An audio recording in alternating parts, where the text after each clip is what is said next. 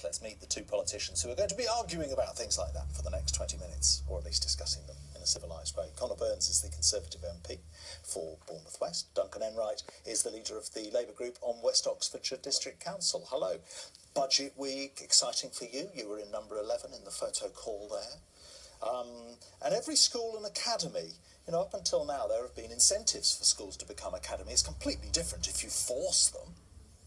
Well, so far we've been encouraging them. The evidence is that the academies are delivering a greater choice, greater results, which is the important thing. It's because they've got more money. Schools need to be about the outcome for young people. The young people are at the centre of it.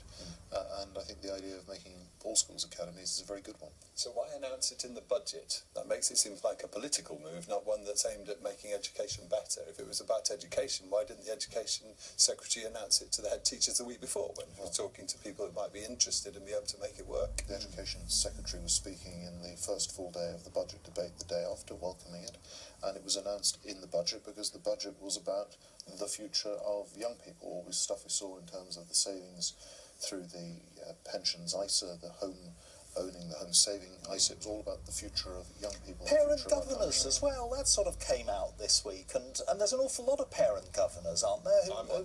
You're a parent governor, right? I mean, but this is disappointing some people who might be traditional supporters or might like the academy idea. Yes, and who want their kids' education to be as good as possible, have a real stake in it. And the academies seem to be taking it away from local communities and people who really care.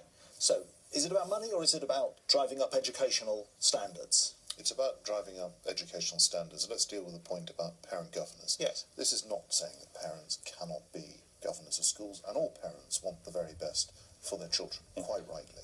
It's about saying that let's make sure that the governing body of schools comprises the people with the right skills and expertise, that there shouldn't be an automatic place for certain groups like parents, but there will be parents who will have those expertise, and they will be able to come forward as now and become governors of those schools. Academies are doing well in many cases, as Conor says, and now we've got free schools. Isn't this just naturally the end of local education authorities? And everyone has to accept that, including you.